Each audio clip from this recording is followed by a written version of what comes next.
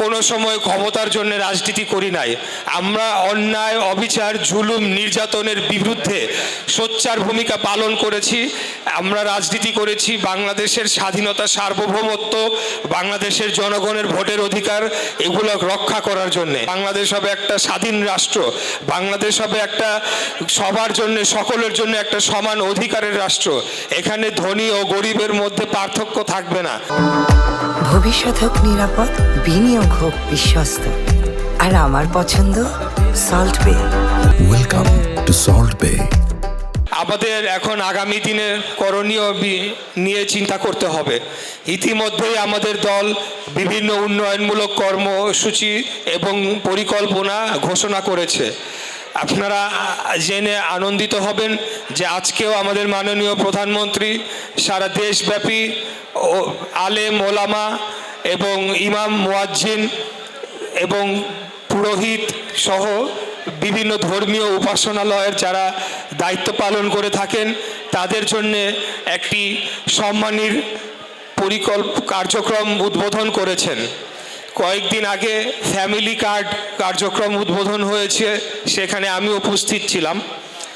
এর ছাড়া সামনের দিনে আমাদের দেশ এবং জাতিকে যে দেশ ও জাতির যে সীমাহীন সমস্যা রয়েছে এবং আমাদের এই নগরীর যে সমস্যা রয়েছে সেগুলো নিরসনের জন্যে আমরা আমাদের দলের হাতকে শক্তিশালী করে আমাদের নেতা, আমাদের মাননীয় প্রধানমন্ত্রী জনাব তারেক রহমানের ঘোষিত সকল যে কর্মসূচি রয়েছে এবং 31 দফায় যে ঘোষিত সকল কর্মসূচি সেগুলো বাস্তবায়নের জন্য আমরা কাজ করে যাব ইনশাআল্লাহ। আমরা রাজনীতি করেছি, আন্দোলন সংগ্রাম লড়াই করেছি, আমাদের সাথে শহীদ পরিবার, গুম পরিবার, নির্যাতিত পরিবারের সদস্যরা রয়েছেন।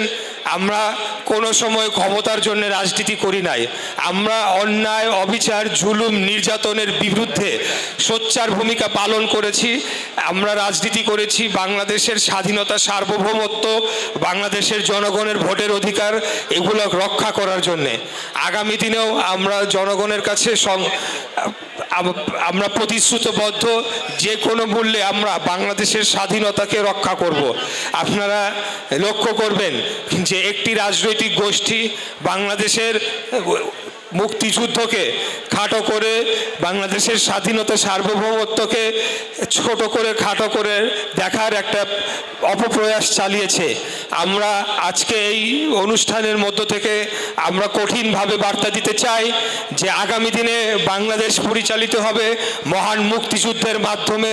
যে আদর্শ, যে উদ্দেশ্য ছিল যে বাংলাদেশ হবে একটা স্বাধীন রাষ্ট্র, বাংলাদেশ হবে একটা সবার জন্য, সকলের জন্য একটা সমান অধিকারের রাষ্ট্র। এখানে ধনী ও গরিবের মধ্যে পার্থক্য থাকবে না। আপনারা জানেন যে বাংলাদেশের 5% নাগরিকের কাছে 95% সম্পদ বন্দী হয়ে রয়েছে। বাংলাদেশে মাফিয়া চক্রের কাছে বাংলাদেশের জনগণের অর্থ সম্পদ লুটপাট হয়ে গিয়েছে। আমরা আগামী দিনে সেটা নিরসন করতে চাই।